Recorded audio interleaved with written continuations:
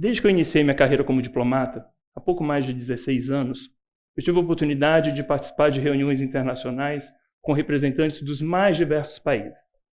E nesses encontros, sobretudo naqueles foros multilaterais que reúnem muitos países e, portanto, múltiplos interesses em jogo, é muito comum que, quando eu estava ali sentado atrás da plaqueta com o nome do Brasil, que a decisão que eu fosse tomar ou a posição que eu fosse defender, o voto que eu fosse proferir, eram, em grande parte das vezes, resultados de intensas trocas e negociações prévias com algum grau de informalidade. Não é só na diplomacia em que isso acontece. Também no judiciário, no legislativo, nas organizações, é muito comum que os verdadeiros processos de negociação e de tomada de decisão ocorram, de fato, nos bastidores, à margem, portanto, dos procedimentos formais. E na diplomacia, esses processos têm os mais variados contornos e formatos. Vão desde um telefonema, a conversas de corredor, no cafezinho, passando por refeições de trabalho, até formatos mais bem definidos, como encontros bilaterais, reuniões de coordenação, grupos de amigos, enfim. Toda essa realidade com a qual eu estava habituado e conseguia navegar com certo conforto, foi fortemente impactada pela pandemia. Conforme as pessoas se viram forçadas a ficar em casa, isoladas, com as fronteiras dos países fechadas e as viagens suspensas, diversos foros diplomáticos se viram forçados a encontrar soluções digitais para continuar a ser realizados. E, assim como no trabalho, nas nossas famílias, diplomatas e líderes do mundo inteiro passaram a se reunir por meio de plataformas digitais. E, de repente, passou a ser possível, tornou uma realidade comum, algo que antes era apenas uma possibilidade. Aquelas reuniões com as quais eu estava habituado passaram a se dar na frente da tela de computador, de uma câmera, às vezes até do celular, e eu imagino que muitos aqui passaram por situação parecida. E, de repente, passou a ser possível conectar com pessoas de diferentes partes do mundo sem precisar sair de casa. Era como se estivéssemos a um clique de distância e não mais separados por milhares de quilômetros. Mas a ideia de que a tecnologia nos aproxima mascara o fato de que ela também nos afasta. Quando as reuniões passaram para o ambiente virtual, eu me deparei com uma realidade com menos oportunidades para aquelas conversas informais, aquelas tratativas de bastidor, por vezes tão essenciais para uma melhor tomada de decisão, por um bom processo de negociador.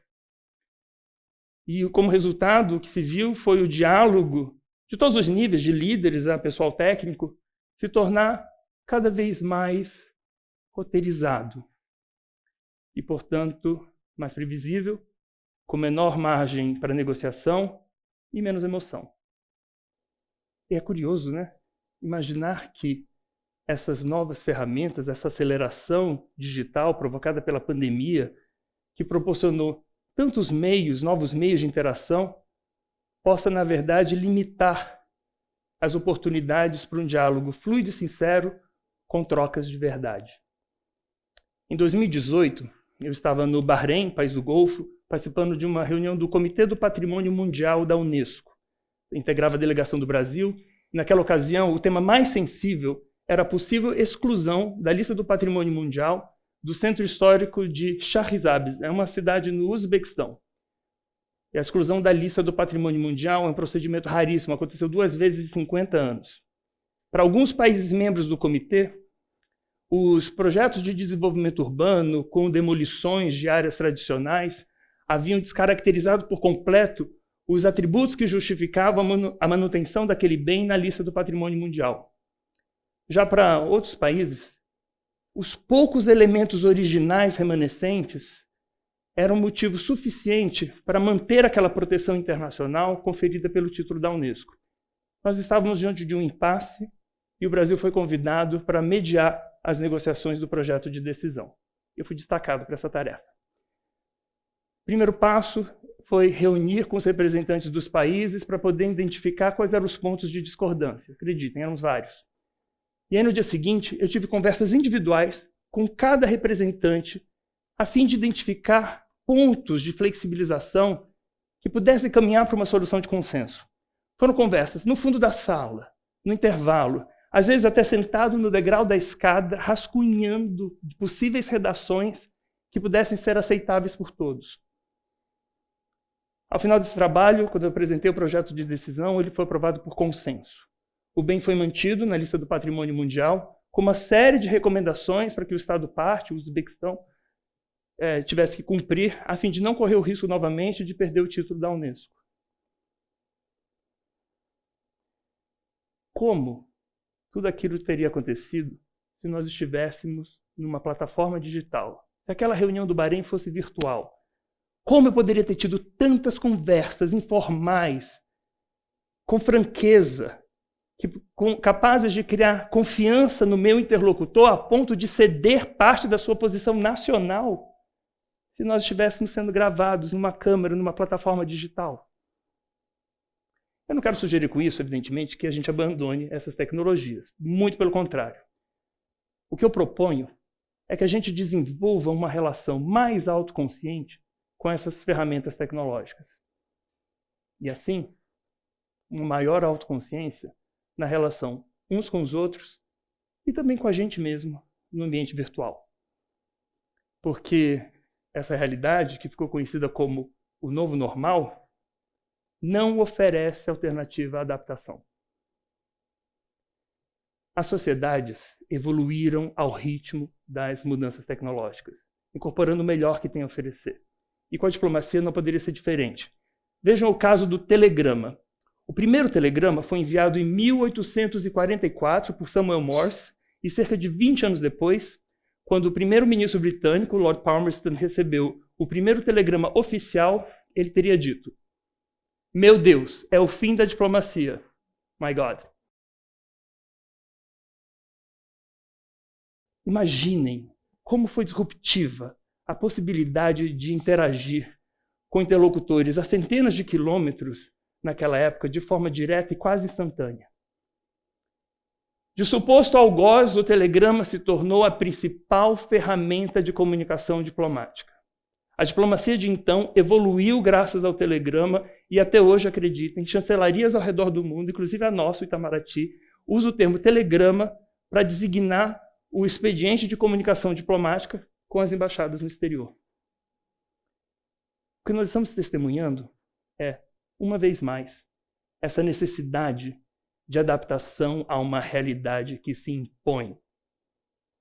E nesse caminho sem volta, o que me preocupa é se acreditar que a gente possa simplesmente substituir interações presenciais pelas virtuais, sem se dar conta das limitações, às vezes até da eliminação, para esses diálogos fluidos e sinceros, autênticos, com trocas e conexões de verdade. E se essa reflexão vale para a prática diplomática, ela vale também para outras esferas da nossa convivência.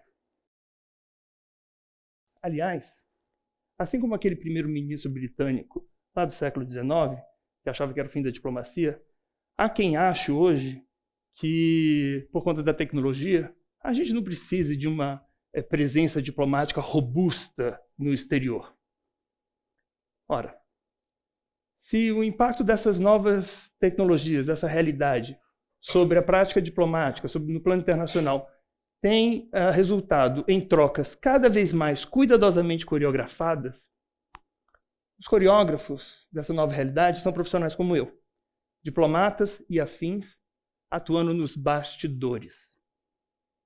Porque, para criar uma relação de confiança, nada substitui um aperto de mão, de verdade, olho no olho e ao vivo. Mas, como eu dizia, se isso vale para a diplomacia, vale para as audiências virtuais no judiciário, ela vale também para o ensino à distância, para as teleconsultas na medicina, na psicologia, enfim, vale nas nossas relações de trabalho, vale na nossa vida pessoal. Nós precisamos trazer o offline para o online. O que eu quero dizer com isso é que nós precisamos nos comportar no ambiente digital da mesma forma que no presencial. Aliás, um bom primeiro passo é ligar a câmera numa reunião virtual. prestar atenção no outro requer um esforço consciente. Por isso, fechem as telas e desliguem o telefone ao interagir numa reunião virtual e no presencial também. O informal, ele precisa estar presente no virtual. Porque os processos de tomada de decisão que têm lugar no ambiente digital também demandam bastidores, também demandam momentos de informalidade. Criem esses momentos sagrados para trocas e interações descontraídas, informais. E se isso vale no ambiente digital, vale no informal, vale no presencial, vale no trabalho, vale em casa, na mesa de jantar, por exemplo. Essencialmente, o que a gente precisa é escutar uns aos outros. Inclusive as partes chatas, com fluidez, com informalidade. Porque é quando hesitamos, ou tropeçamos, ou ficamos sem palavras, que é quando nos revelamos uns aos outros. E não é difícil imaginar que em um mundo em que os encontros presenciais sejam menos frequentes, as ocasiões para que eles aconteçam sejam mais bem planejadas, a fim de que valham a pena. Façamos valer a pena esses momentos. Porque se tudo isso vale para a diplomacia, vale para as nossas vidas pessoais. Muito obrigado.